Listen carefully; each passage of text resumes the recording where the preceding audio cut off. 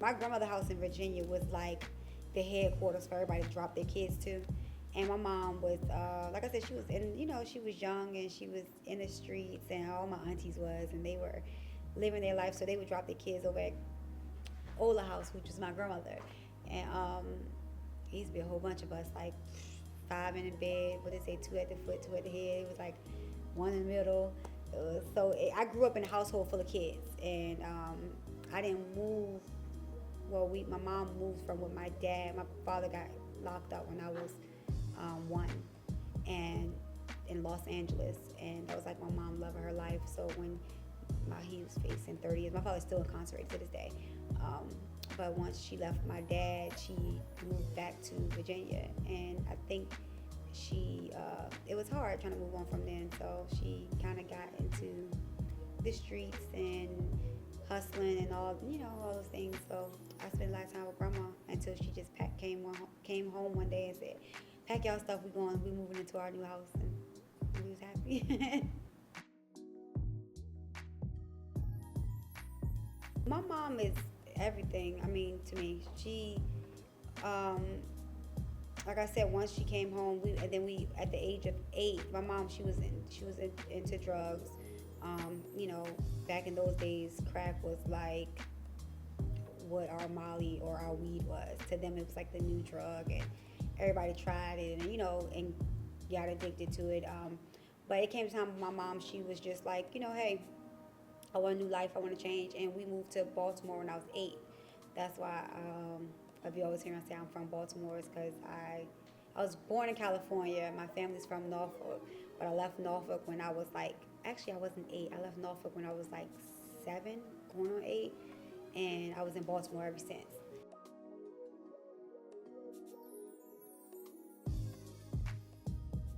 She always just say, only you know when you're tired. Like for my relationships, that always helped. She was like, I can't tell you, only you. She's always said, only you know when you're tired. One other thing she's always say, of course, because she's very spiritual, so she always say, God don't put more than you can handle. Or I remember one time she lost, like we were broke as shit, and she lost the rent money, like someone stole it. And I remember she was like, well, shit, I guess they needed it more than I did. And I was like, what do you mean? We about to get put out. Nobody needed more than us right now.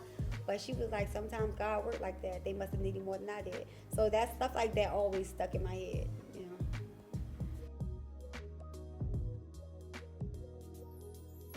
My mama get on my nerves, but I think even as I got older and some of the stuff I say to Charlie, I'm like, damn, I say the same thing, like little small stuff, like calling her all the way from downstairs, like, hey Charlie, come and give me the remote control right there.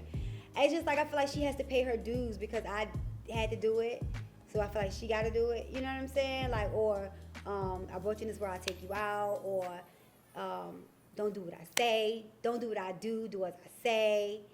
I remember I used to tell my mom, where you going? She was like, none ya. I was like, what does none ya mean? None ya business. Like stupid stuff like that. But as far as her characteristics, I think I got her strength for sure. My mom's strength, I think I have a lot more of her qualities. One thing I don't have in my mom though is she does not like to admit when she's wrong. I wanted to get an abortion. Sorry, Charlie. I felt like I was not ready. I was just like, you know what? I'm too young. I felt like at the time, her dad was trying to trap me. I was just like, I'm not ready for this life. And I actually got pregnant here in Atlanta. We were 18, and I was 19.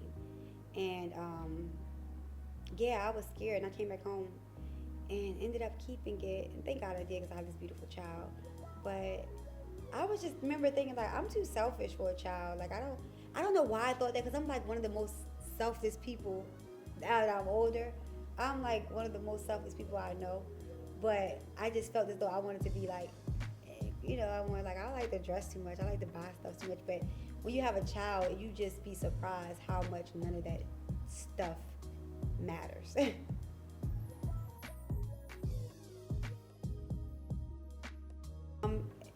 really good right now. I mean, it's great.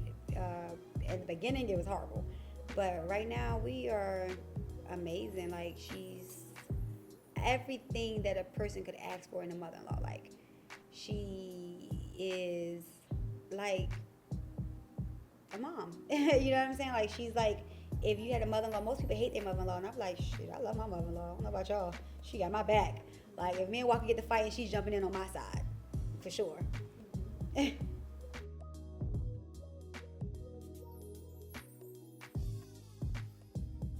Honestly, it's not shocking to me at all, because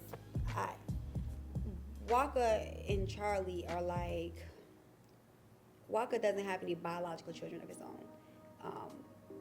So Charlie, to him, he's been in her life since she was 4. She's 13. She'll be 13 in 2 months.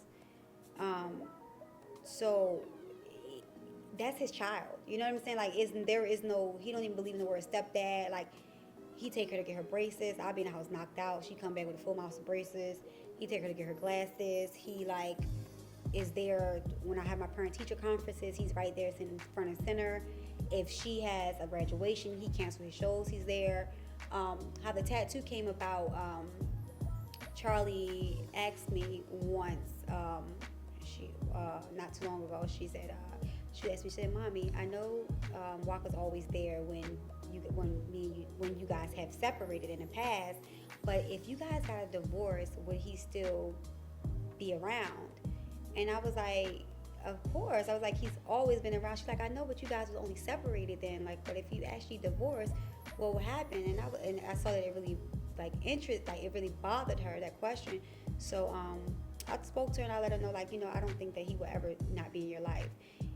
But I told him, the conversation that me and her had, and I think it bothered him so much that when he was overseas, he was in actually Germany on tour, and he got the tattoo, and he texted to me. He said, tell her this is for life. So he got her face tattooed on him.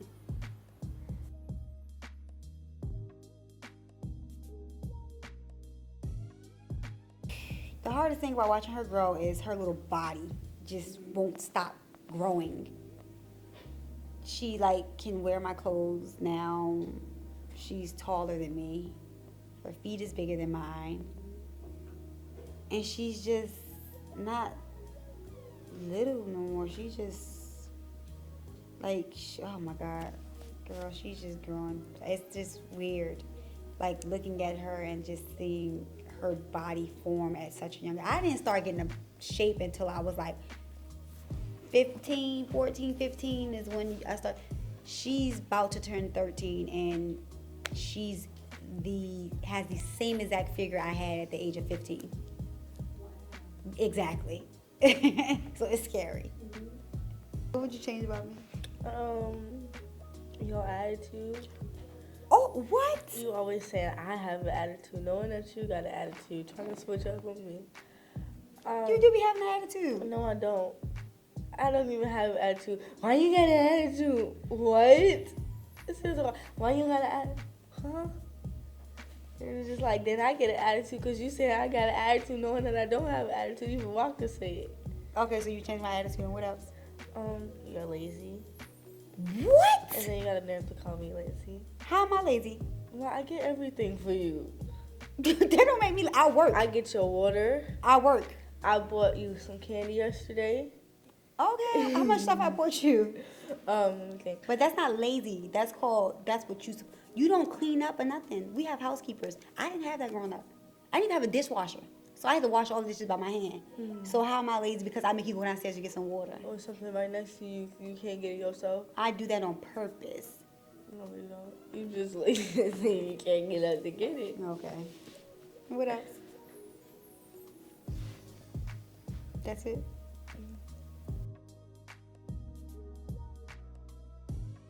That's a good one, girl. I want to know this. Let me turn to the side. Well, damn, you answered the last one real fast. You petty? What? So that's the one good thing that you would never, out of all the great qualities I have, you gonna say that's the one thing that you would change about me? Yeah. Come on, I got better qualities than that. Yeah. I was gonna say you nice. Never mind. You're loving.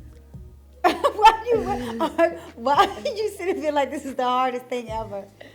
It really is, to be honest. I don't have no good qualities. You hurt my feelings. I mean, pretty. What? That's it?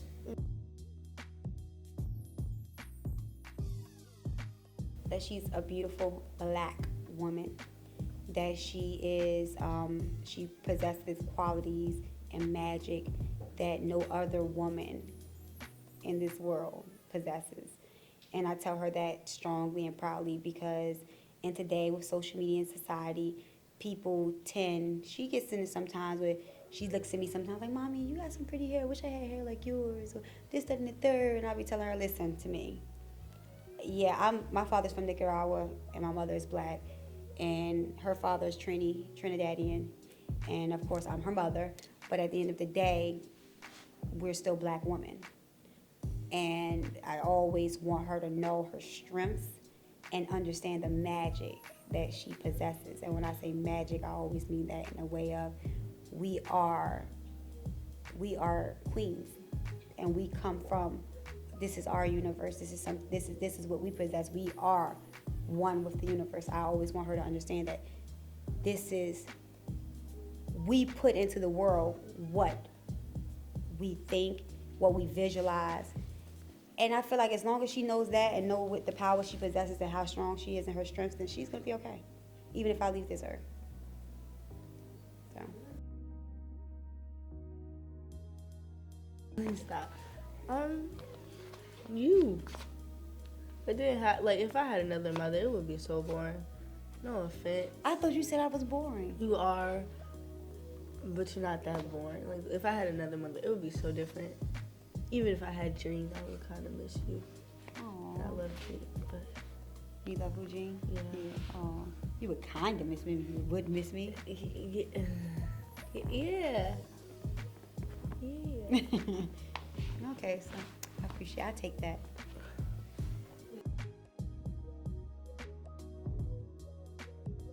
I do normal stuff. Like a normal family do. That's true. Nothing is normal for us. But I still feel like we're normal. That we do normal stuff though, even though we might get stopped and ask for pictures, but like we still 20 times. But we still do normal stuff though. That don't bother us no more. Do it? Do it bother you? Not really. It can be annoying when sometimes. I try to have Mother and Daughter Day. Everybody want to come to Mother and Daughter Day. Everybody, I'm talking about. This is a 2-person thing, not the whole world. But we still managed to have Mother and Daughter Day. She has to let me know when, like, but even like, it be your people trying to come creep up on Mother and Daughter Day too. Who? Your best friend Mimi. No, Mimi goes to everything. I know. She paid the bills. Walker does that too. Well, her music. Oh, you proud of me and my music? Yeah. Well, how come every time I play my new songs and I come from the studio, you don't want to listen? I do, but you always got an attitude when I'm trying to do something else and do it at the same time. And you telling me to do the other thing. I'm just like, no. But I be like, yo, Charlie, you want to hear my new song? You be like, yeah. No, I do not. You do. And I'm like, do you like it? You like, you'll be like, oh my God, ma, it's popping. I don't do all those. You don't listen to my emotions. music when you... I just listen to your music in the car, so don't try it. Yeah, you did, your earphone, but that's the first time I ever heard you listen to my music. I listen to it in an airplane. Oh, you listen to it when I'm not around? Yeah. Oh, that made me feel good. It is good. How you doing? It's your girl, Tammy Rivera Malphurs. It's my daughter, Charlie Williams, and you are now watching Rebel Lifestyle TV.